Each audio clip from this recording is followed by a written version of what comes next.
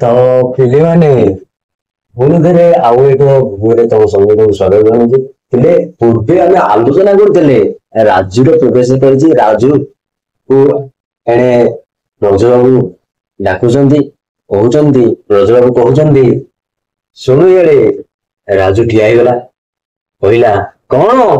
ବ୍ରଜବାବୁ କହିଲେ ମୁଁ ଏଠି ଅଛି ବୋଲି ତତେ କଣ ଜଣା ଯାଉନି? ହେଁ? ରାଜୁ ଭାଇଙ୍କ ମୁହଁକୁ ଚାହିଁ ହୁଇସିଲି ବନ୍ଦ କଲା। ହୁଇସିଲି ବନ୍ଦ ବଜାଉଥିଲା। ହୁଇସିଲି ବନ୍ଦ କରି କହୁଛି ହଁ ବେଶ ଜଣା ଯାଉଛି। ଦେନ୍ ବ୍ରଜବାବୁ ଆଶ୍ଚର୍ଯ୍ୟ ହେଇକି କହିଲେ କଣ କହିଲୁ ଜଣା ଯାଉଛି?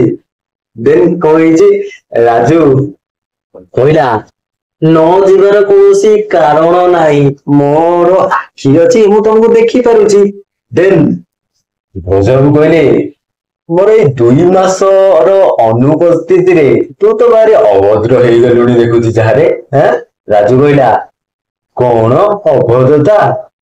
କଣ ଅଭଦ୍ରତା ତମେ ଦେଖିଲ ଭାଇନା? ବ୍ରଜବାବୁ କହିଲେ କଣ ନ ଦେଖିଲି କହ? ତୁ ମୋ ସାମ୍ନାରେ ଏମିତି ଗୀତ ବୋଲି ହୁଇସିଲି ମାରି ଚାଲି ଯାଉଛୁ ରେ। ରାଜୁ କହିଲା ସେଇଟା ମୋ ବ୍ୟକ୍ତିଗତ ସ୍ୱାଧୀନତା, ତମେ ସେଥିରେ ହସ୍ତକ୍ଷେପ କରିପାରିବନି। ବ୍ରଜବାବୁ କହିଲେ ସତେ ନା କଣ? ରାଜୁ କହିଲା ହଁ ସତ।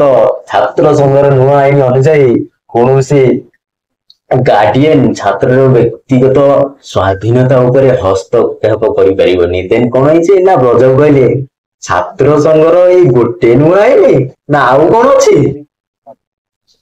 ରାଜୁ କହିଲା ଅଧ୍ୟାପକ କିମ୍ବା ଶିକ୍ଷକ ମାନେ ଛାତ୍ର ମାନଙ୍କୁ ଶାସନ କରିପାରିବେନି, ବୁଝିପାରିଲା?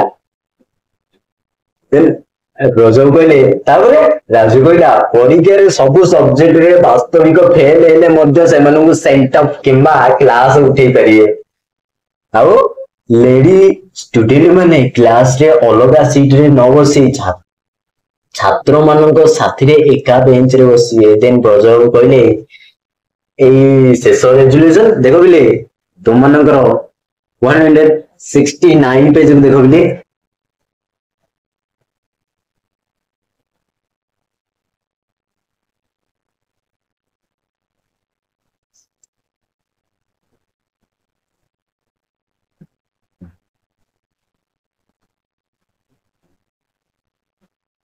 ଦେଖ ହେଲେ ବ୍ରଜବାବୁ କହିଲେ ଏଇ କଣ ଶେଷ ରେଜୁଲେସନ?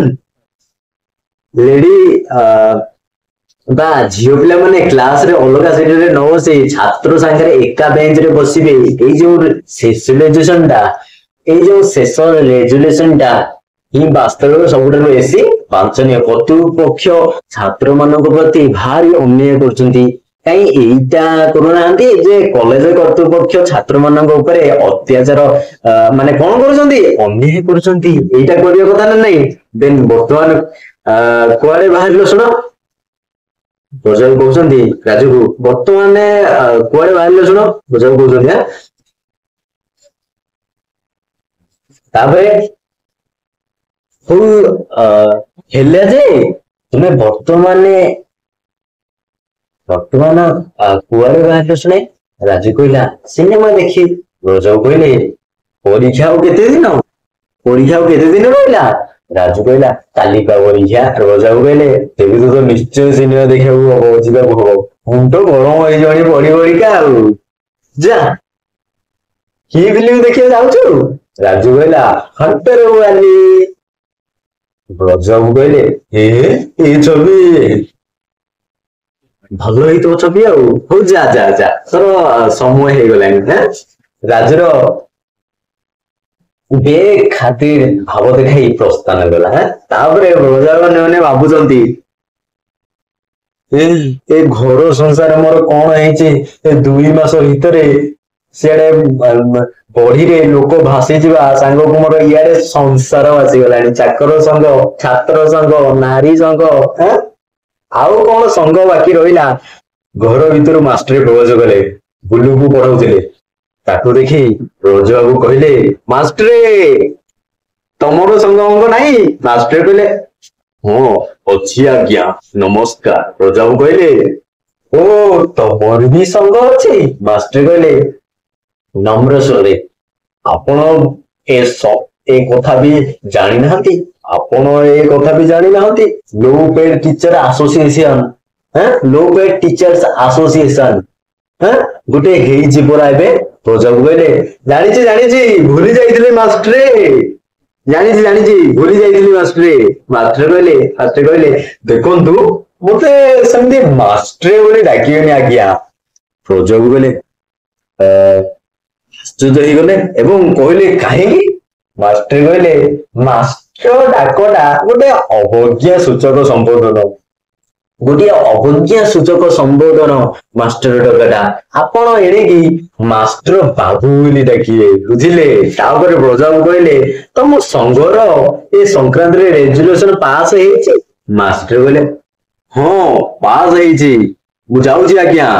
ଦେନ୍ ବ୍ରଜବାବୁ କଣ କହୁଛନ୍ତି ଦେଖ ପିଲେ ଏଇ ସବୁ।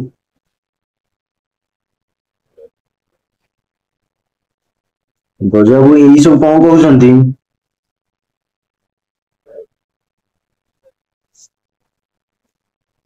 ପିଲେ ଏସବୁ ତମ ମାନଙ୍କର ପରବର୍ତ୍ତୀ ସମୟରେ ଆଲୋଚନା କରିବା, ଠିକ ଅଛି? ତାହେଲେ ପିଲେ ଆଜି ପାଇଁ ବାସ୍ ଏତିକି।